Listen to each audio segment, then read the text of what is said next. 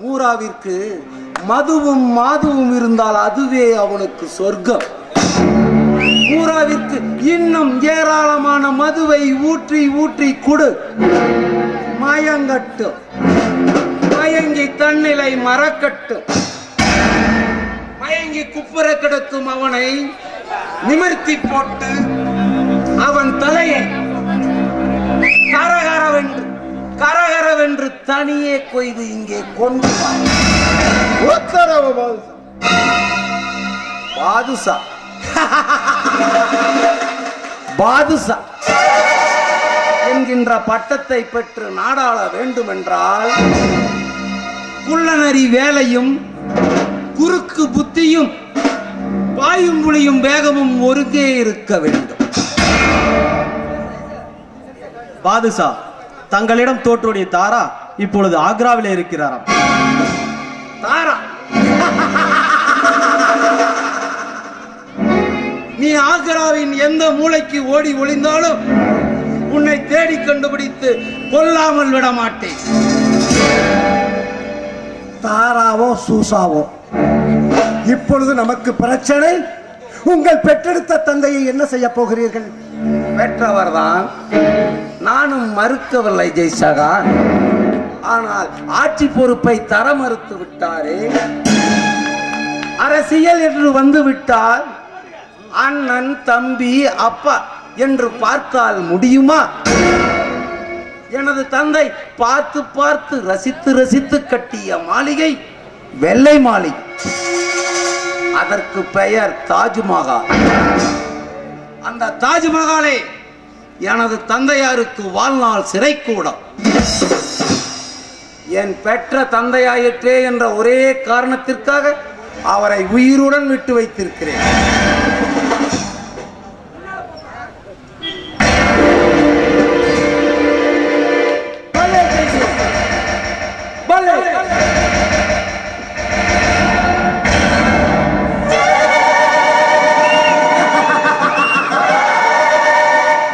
மூராவின் கதை முடிந்து விட்டது.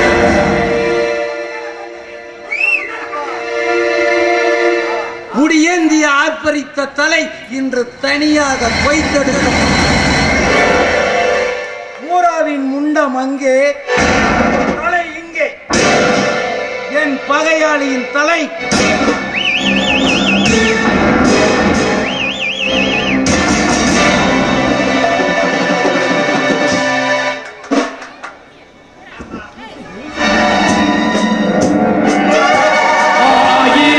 விளையாட போகும் பந்து. ஷாஜகானுக்கு தப்பி பிறந்த தருதலையே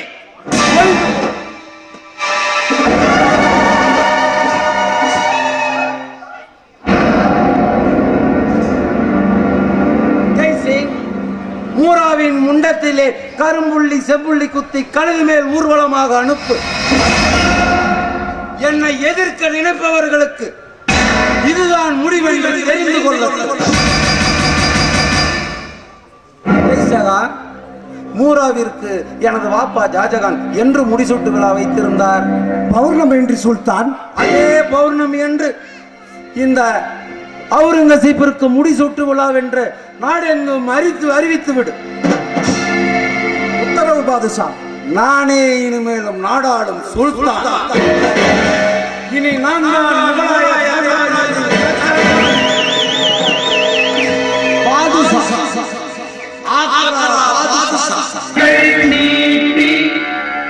அழைக்கின்ற தாயே போற்றி, அருள் பொங்கும் முகத்தை காட்டி இருள் நீக்கும் தந்தாய் போற்றி.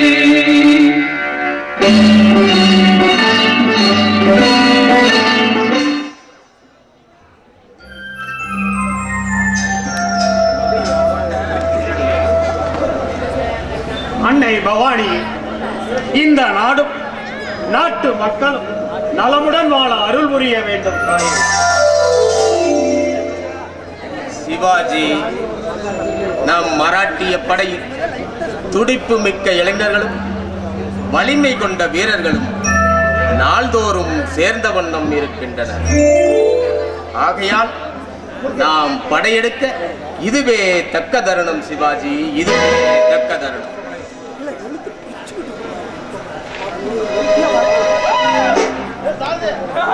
அரசே, தங்களுக்காக தாய் ஒருத்தி தன் மகனோடு வந்திருக்கிறார் அரசே. உடனே அழைத்து வா. அரசே, நான் போர் முகாமிற்கு சென்று வீரர்களுக்கு பயிற்சி அளிக்கிறேன். சென்று வா. தாயே, தாங்கள் யார்? வீரத்தை பெயரில் மட்டும் இல்லாமல் மனதிலும் கொண்டவள் வீரத்தாய் என்பது என் பெயர். இந்த மண் பயனுற வேண்டும் என்பதற்காக என் மகனை இந்த மராட்டிய படையில் சேர்த்துவிட வந்திருக்கிறேன். தாயே, ஏன் இவ்வளவு ஆத்திரம்? தங்கள் மகனை உடனே அழைத்து வாருங்கள்.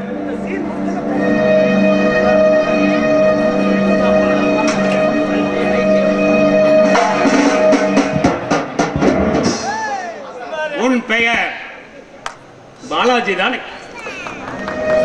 தாயே, தங்களுக்கு இருப்பது ஒரு பிள்ளைதானே? அண்ணன் தம்பி இல்லாதவர்களை மராட்டிய படையில் சேர்ப்பதற்கில்லை என்பதை ஏற்கனவே கூறிவிட்டேன். ஒருவனாக பிறந்து விட்டவனை மராட்டிய படையில் சேர்க்க முடியும். அதை இவன் உங்களிடம் கூறவில்லை போலும். அதைத்தான் ஏன் என்று கேட்கிறேன். இவன் முகத்தில் தழும்பும் வீரத்தை பாருங்கள். தாய் நாட்டிற்காக போரிட வேண்டும் என்ற ஆவலை பாருங்கள். ஒருவனாக பிறந்து விட்டால் இந்த நாட்டிற்காக சேவை செய்ய கூடாதா? வீரமைந்தனே என்று ஆதரிக்க வேண்டிய மன்னன் கோலையே முடவனாக வீட்டிலேயே முடங்கி கிட என்று கூறுவதுதான் தர்மமா? இதுதான் நாடாளும் வேந்தனின் முடிவா? இல்லை தாயே, இல்லை. படை வீரனாக சேர்ந்து விட்டால் அப்பிள்ளை வீட்டிற்கு சொந்தம் அல்ல, நாட்டிற்கே சொந்தம். தங்களுக்கு 2 பிள்ளைகள் பிறந்திருந்தால் ஒரு பிள்ளை நாட்டிற்கு, அடுத்த பிள்ளை வீட்டிற்கு என்று பிரித்துக் கொள்ளலாம். ஆனால் நிலைமை அதுவல்லவோ? தள்ளாத வயதில் தடுமாறி நிற்கும் தங்களை கட்டி காக்கும் பொறுப்பு இவனுக்குள்ளதல்லவா? அரசே, இதுதான் உங்களின் முடிவு இல்லையா? இப்போதே உங்களின் முடிவை மாட்டிக் காட்டுகிறேன்.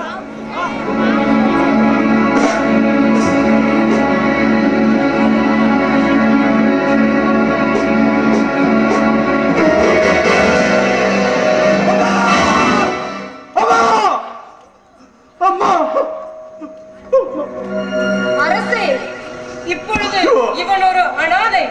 இல்லை இல்லை, இனி இந்த நாட்டிற்கு பிள்ளை. மகனே, அழாதே. ஏனம்மா இப்படி செய்தீர்கள்?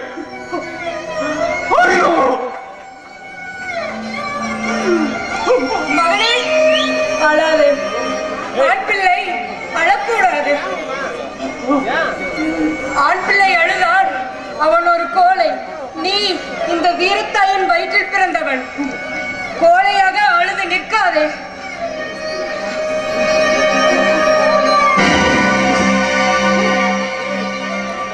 வீரனே, உயர்ந்து நில். தாயகத்தை காப்பேன் என்று நிமிர்ந்து நில்.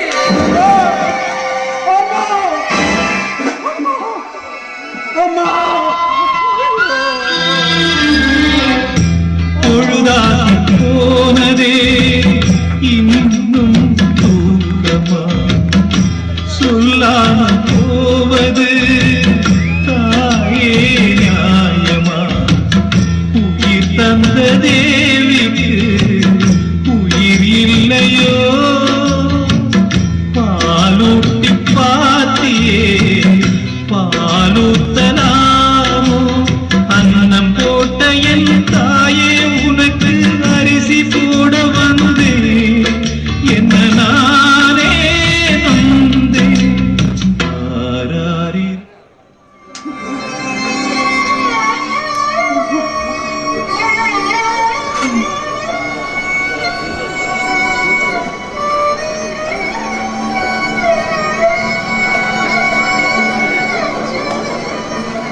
மாட்டேனம்மா,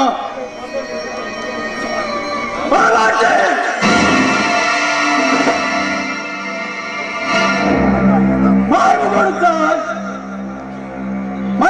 தூக்கி வளர்த்தார். சென்று கொடுத்தேன். திரைப்பாய்ந்த தோள்கள் பெற்று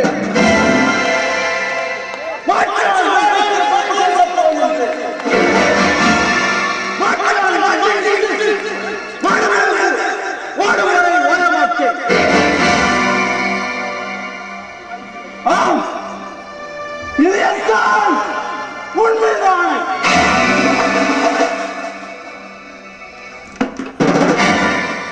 இந்த மராட்டிய மண்ணின் மீதான அரசே, என்னை ஆசீர்வதியுங்கள். போதுமடா பாலாஜி, உன் தாய்தான் நம்மை ஆசீர்வதிக்க வேண்டும்.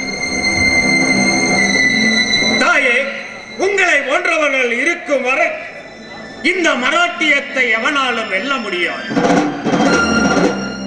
அன்னை பவானி, இதற்காக நான் அழுவதா இல்லை பெருமை கொள்வதா? மராட்டியமே இதை போன்ற வீர மறவர்களை ஈன்றெடுப்பது மண்ணின் மகிமையா அல்லது அன்னை பவானியின் ஆசை? நமது படைகள் தயாராகிவிட்டனவா? மன்னா, அணிதிரண்டு வரும் கார்முகில் கூட்டமென ஆர்ப்பரிக்கும் யானைப்படையும் கரைபுரண்டு வரும் கடல் அலைகள் என புறப்பட துடிக்கும் புறவிப்படையும் உருட்டிவிட்ட பாறைகள் என ஓடத் துடிக்கும் தேர்ப்படையும் தங்களின் கட்டளைக்காக காத்திருக்கின்றன. தங்கள் உத்தரவு கிடைத்த மறு வினாடியே வில்லிலிருந்த விடுபட்ட அம்புகளாய் எதிரிகளை வெற்றி கொள்ள கிளம்பி விடுவோம். அரசே, தீட்டிய வாழும் திருவழுத்த தோளும் நாகத்தின் சீற்றமும் கரை புரளும் கங்கையின் வேகமும் ஒருங்கே கொண்ட வீரர்கள் அணிவகுத்து நிற்கின்றனர். ஆணையிடுங்கள், வெற்றி வாயில் பகவரின் கூட்டத்தை துண்டோடு துண்டாக வெட்டி தங்கள் காலடியில் சமர்ப்பிக்கின்றனர். சபாஸ் சபாஸ்! யுத்த வேரிகையில் முழங்குங்கள். அதுவே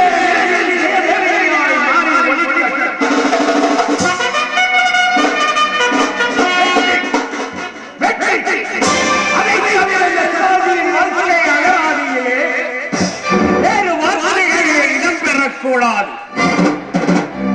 வீரர்களே, வெற்றி கொடி நாட்டும் வீரர்கள், தாயகம் காக்கும் தனிப்பெரும் படையினரே, வீர பண்பாடும் பாவலரே, எதையும் தாங்கும் இதயம் கொண்ட ஏந்தல்களே, உலகையெல்லாம் ஒரு கொடையின் கீழ் கட்டியாண்ட நம் உன்னத திருநாட்டை அண்டி பிழைக்க வந்த அந்நியர்கள் ஆக்கிரமித்துக் கொண்டார்கள். வந்த பேய்கள் ஊராண்டதை போல் நாடோடிகளாய் வந்தவர்கள் நாடாள புகுந்து விட்டார்கள். நாடாள பிறந்த நாம் நாடோடிகளாய் திரிகின்றோம். சிங்கத்தை சிறை செய்துவிட்டு சிம்மாசனத்தில் அமர்ந்து விட்டன சிறு நரிகள். அந்த நரிகும்பலை நாட்டை விட்டு விரட்டி மீண்டும் நம்மவர்களின் நல்லாட்சியை நிலைநிறுத்த புறப்படுவோம். மராட்டிய மண்ணிலே மாற்றான் ஆட்சியை நடைபெற விடுவோம் என்று கோலரைப்போம். பீஜப்பூர் சுல்தானின் தோழர் கோட்டை முன்பு காலத்தில் நம்மவர்களுக்கு சொந்தமாக இருந்தது. சுழலும் வாழெடுப்போம், சூறாவளி வேகத்தில் போர் தொடுப்போம், சுற்றி வந்து பகை முடிப்போம், பரிவான கோட்டைகளை கைப்பற்றுவோம். தோர்னா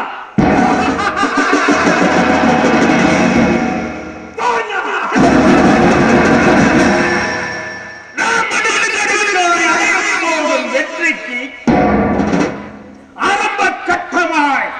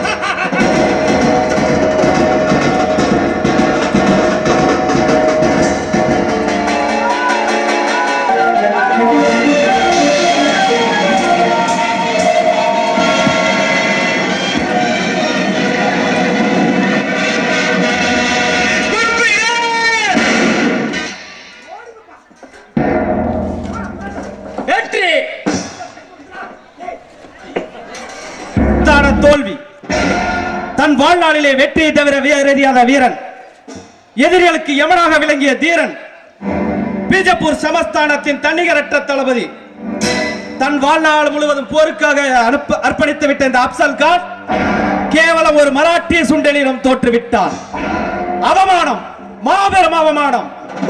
ஓசோ, தோரணா கோட்டையை சிவாஜி கைப்பற்றி விட்டான் என்ற செய்தி நம் சுல்தானுக்கு தெரிந்தால் போரிலே புறமுதுகு காட்டிய கோலையை என்று என் முகத்திலே காரி உமிழ்வார். எனக்கு பதிலாக வேறு ஒருவனை படைக்கு தளபதியாக நியமிப்பார். பதவியோடு மானமும் பறிபோகும். என் வாழ்நாளிலே மாறாத களங்கத்தை உண்டாக்கிய சிவாஜியை பழிக்கு பழிவாங்க.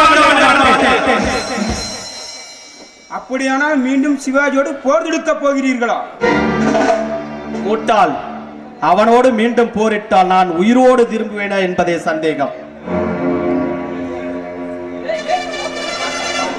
சமாதான ஒப்பந்தம் பற்றி பேசுவதற்காக இங்கே வரும்படி அழைத்து இதிலே எழுதியிருக்கின்றேன். சிவாஜியிடம் இதை கொண்டு போய் நீ கொடு. அவன் இங்கே வருவான். அவனை நான் அங்கே அனுப்பிவிடுகிறேன். அவனை அன்போடு அணைப்பது போல் அணைத்து இந்த குத்துவாளால் அவன் முதுகிலை பாய்த்து கொன்று விடுகின்றேன். தனியாக வரும்படி அழைத்தால் வர சம்மதிப்பான அந்த சிவாஜி? நிச்சயமாக சம்மதிப்பான்.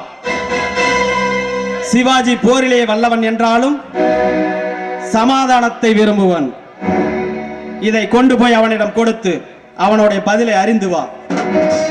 உத்தரவு அப்சல் கான். சிவாஜி சிவாஜி, உனக்கு நான் கட்டப் போகிறேன் சமாதி. நேர்மையான முறையிலே வெல்ல முடியாத விரோதியை குறுக்கு வழியிலே வெல்லப் போகிறேன்.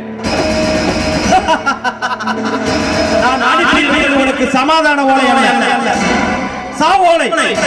ஆம், சாவோலை. முகிலோடும் விளையாடும் வெண்ணிலவே, விண்ணோடும் முகிலோடும் விளையாடும் வெண்ணிலவே, கண்ணோடு கொஞ்சம் கலையழகே இசையமுதே, இசையமுதே. விண்ணோடும் முகிலோடும் விளையாடும் வெண்ணிலவே,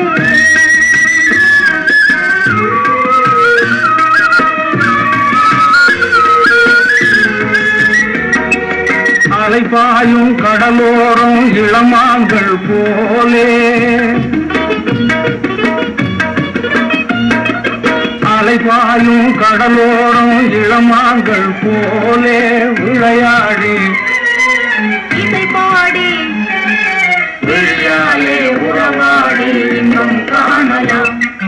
விண்ணோடும் முகிலோடும் விளையாடும் வெண்ணிலவே, கண்ணோடு கொஞ்சம் கலையழகே இசையமுதே, இசையமுதே.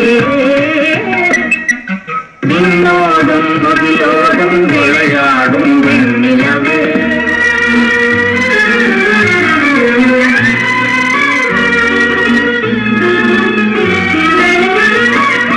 தேடாத செல்வ சுகம் தானாக வந்தது, ஓடோடி வந்த சொர்க்க போகமே, ஓடோடி வந்த சொர்க்க போகமே.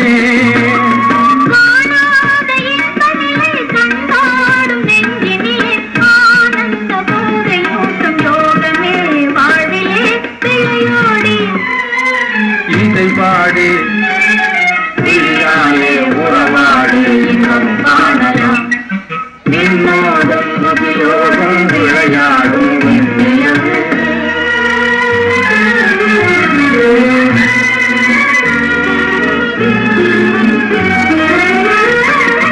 சங்கீத தென்றலிலே கதிராடும் பூங்கொடியே, சந்தோஷம் காண உள்ளம் நாடுதே, சந்தோஷம் காண உள்ளம் நாடுதே.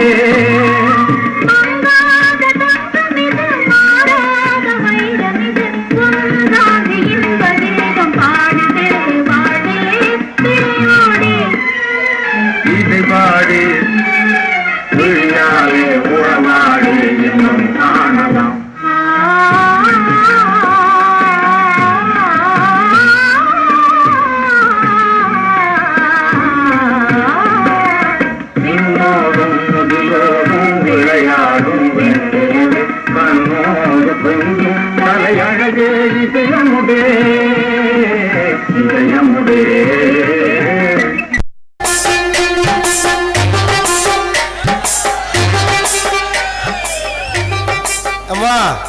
என்னப்பா பண்ற? என்ன பண்ற மாதிரி இருக்கு உனக்கு? தெரியலையே. பார்த்தா தெரியல. எள்ளி வித்துட்டு இருக்கிறையா? இளநீ விற்கிறியா? ஆஹா. ஒரு இளநீ எவ்வளவுமா? 4 இளநீ உனக்கா? இளநிய சொன்னையா? சரி சரி, நான் கூட உனக்கு நினைச்சேன். ஒரு இளநீ எடுத்துக்கிட்டுமா? இங்கே இருக்கிற உனக்கே இப்படி தண்ணி தாக எடுத்து வந்து எள்ளி கொடுக்குறீன்னா நான் 8 மைல்ல இருந்து இந்த மூட்டையை தூக்கிட்டு வரனே, எனக்கு எவ்வளவு கஷ்டமா இருக்கு. கொஞ்சம் எடுத்துக்கையா? நானே எடுத்துக்கிட்டுமா?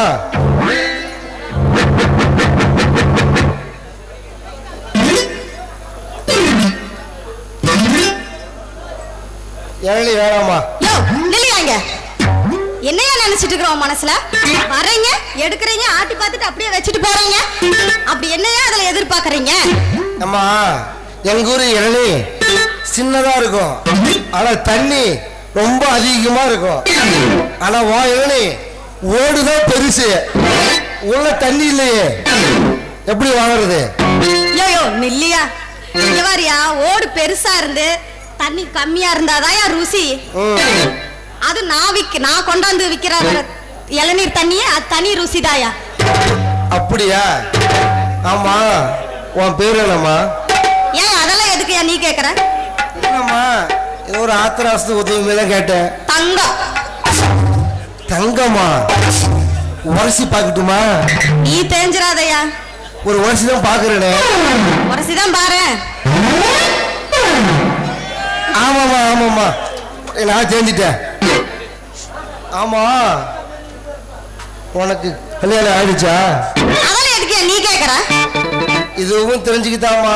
ஏற்கனவே 2 பேர் வீட்டுல சும்மா இருக்கானுங்க. வா மூஞ்சிக்கு 2 பேரா? இல்லம்மா, வா மூஞ்சிக்கு 2 பேரா? சரி, ஒருத்த என்ன பண்றான்? ஒருத்த காலையில சாப்பாடு ஆக்கி போட்டுட்டு இருக்கிறான். இன்னொருத்த நைட்டு கால் அமுத்தி விட்டுட்டு இருக்கிறான். மதியானத்துக்கு நான் வரட்டுமா? அடப்பாவி, அதுக்கு நான் மத்தியானத்துக்கு பக்கத்து வீட்டுக்காரன் இருக்கிறானே, அதுக்கும் ஒருத்தர் இருக்கானா? ஆமா. அம்மா, எனக்கு ஒரு ஆளு கூட இல்ல, எப்படியோ மனசை வச்சு எதை நீ சொல்ல டைம் வந்துட்டு போறம்மா, சொல்லுமா. இருக்கிற 3 பேர்த்துக்கே வேலை இல்ல, இன்னொரு ஆள் வந்து என்னையா வேலை வாங்க? நல்லா யோசிச்சு பாருமா, இதை ஆத்திரவசம் வேலை சொல்லுமா, வரமா.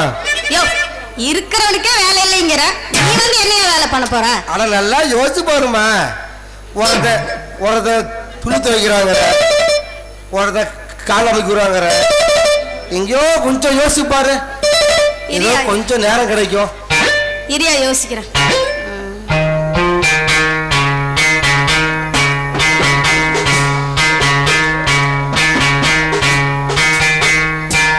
ஒரு வேலை இருக்கியா, செய்வியா? நான் செய்யறேன், நீ பார்த்த பார்வை பார்த்தா ரொம்ப அதிகமா இருந்து எதிர்பார்க்கிற மாதிரி தெரியுது. அப்படிலாம் இல்ல, ஒரு வேலை இருக்கு, செய்ய மாட்டேன், அதை மட்டும் சொல்லு. நீ சொன்னா நான் என்ன வேலை செய்யறேமா? மத்த வேலை செய்யறதுக்கு 3 பேருமே போதும். சரி, ஒரு வேலை பாக்கி இருக்கு, என் கூடை தூக்கிட்டு வரணும், அதுக்கு வரலையா? எது? நான் கூட தூக்கிட்டு வரணுமா? அம்மா, நல்லா யோசிச்சு பார்த்து சொல்லுமா. யோ, எனக்கு இருக்கிற ஒரே வேலை அதான்யா. எனக்கு இந்த வேலை வேணாமா, ஏதோ வேலை தான் பாருமா. என் கூடையே இருக்கணும்னு சொல்ற, கூடை தூக்கணும் இல்லையா? அப்படியா? அதுக்காக இல்லம்மா, நான் சிவாஜி அரண்மனையில தலைமை காவல் படை வீரரா இருக்கிறேன், நான் போய் இது தூக்க முடியுமாமா? இதையே முன்னாடியே சொல்லல. ஏன் முன்னாடி போயிருப்பியா? முன்னாடியே வந்திருப்பேன்லையா? ஓ, முன்னாடி வந்திருப்பியா? சரி சரி சரி, சரிம்மா, நான் உன்னை சொன்ன கேக்குறியா? அந்த 3 பேர்த்த விட்டுட்டு என் கூட வந்துரு, உனக்கு பொண்ணு பொருள் எல்லாமே தரமா, வந்துறியா? அதெல்லாம் ஒண்ணு வேணாயா, வரை கூட இருந்தீனாலே போதியா. அப்படியா? ஆனா பரவாயில்ல, வாமா, நான் பாத்துக்கிறேன். சரியா?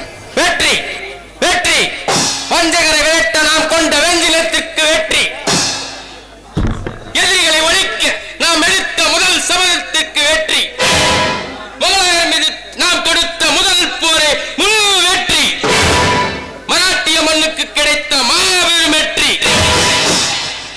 அரசே, சரித்திரத்தை புரட்டி போட்டு விட்டோம். பாரத தேசத்தின் வரலாற்றிலே மராட்டிய வீரத்தை விதைத்து விட்டோம். மக்கள் மனதிலே இலையோடி கிடந்த அடிமைத்தனத்தை துடைத்தெறிந்து விட்டோம். மராட்டியர்கள் இப்பண்ணின் மைந்தர்களாய் வாழ வழி செய்து விட்டோம். அரசே, அரசே, தோர்னாவில் வெற்றி தோரணத்தை கட்டிவிட்டோம். இந்நாட்டு வீரர்கள் என் நாட்டவருக்கும் இழைத்தவர் அல்ல என்று எல்லோருக்கும் புரிய வைத்து விட்டோம்.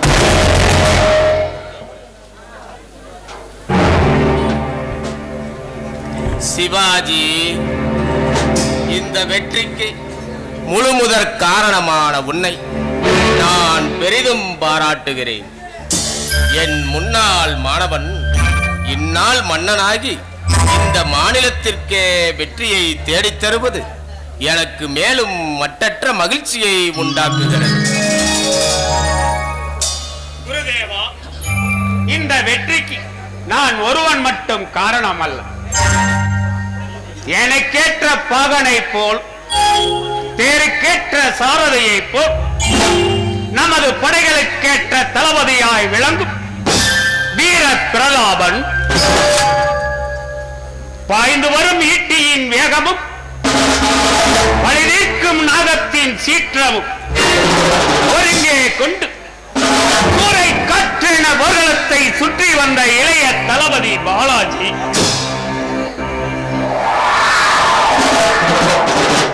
அரசியல் தந்திரத்திலே சாணக்கியனுக்கு சமமான அஷ்ட பிரதானின் தலைமை அமைச்சர் பீஸ்வா விஸ்வநாத், எப்பொழுதும் ஆசைகளோடு அறிவுரைகளையும் கூறி வரும் குருநாதரான தாய்,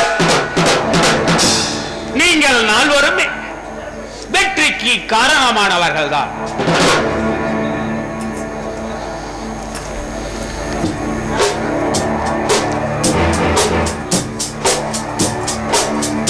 அரசே, தங்களின் வெற்றிக்கு முக்கியமான காரணகர்த்தாவையே மறந்து விட்டீர்களே. உன்னை மறந்து விட்டேனே. குருதேவா, நமது வெற்றியின் பெருமை சரிவாரி பங்கு நமது மகாராணியைத்தான் சாரும். ஏனென்றால் என் வெற்றிக்கு துண்டுகோலாக இருப்பவளே மகாராணி தானே. போதும் உங்கள் கேலி பேச்சு. உங்களின் வெற்றிக்கு காரணம் அந்த பவானி தேவி தானே. தங்களின் வெற்றிக்கு முழு காரணம் அந்த அம்பிகை. அவளை மறந்து விட்டீர்களே. மறப்பது என் நெஞ்சத்திலே குடிகொண்டிருக்கும் நம் குலதெய்வத்தை மறப்பது. இந்த ஆட்சி பீடமும் அரச வாழ்வும் அவள் எனக்கு இட்ட பிச்சை. அன்னை பவானியின் அருளால் தானே நாம் எடுத்த காரியமும் தொடுத்த போர் வெற்றியாகவே முடிகின்றன. வாழ்க மன்னர். மன்னா, தங்களை காண பீஜப்பூர் தளபதி அப்சல் கானிடமிருந்து தூதுவன் ஒருவர் வந்திருக்கார் மன்னா. அப்சல் கானிடமிருந்து தூதுவனா? உடனே அழைத்து வா. உத்தரவு. நம்மிடம் தோற்றோடியவன் எதற்காக தூது அனுப்பியிருக்கின்றான்? சமாதானம் ஆவதற்கா? இல்லை, சமாதானமானாலும் சரணாகதி அடைந்தாலும் பலன் என்னவோ நமக்குத்தான். ஆனாலும் எதிரியின் உள்நோக்கம் என்னவோ யார் கண்டது? சலாம் மகராஜ். எங்கள் மதிப்புக்குரிய படைத்தலைவர் அப்சல் கான் தங்களுக்கு வரைந்த லிகிதம் இது. பிரதாபா,